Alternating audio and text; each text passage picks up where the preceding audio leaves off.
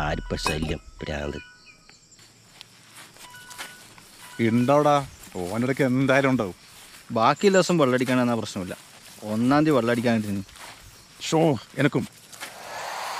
ഇത് ഏതറ കുരിപ്പ്? നീ ഒന്ന് പോടാ. ഇത് ഏതറ സാധനം? ആ സുനേഷിന്റെ മരുമല്ലേ അല്ലടാ. നിന്റെ മരുവൻ ചെക്കിനൊരു മാറ്റമില്ലല്ലോ. എന്താടാ നിന്റെ മുഖത്തൊരു വൈക്ലഭ്യം?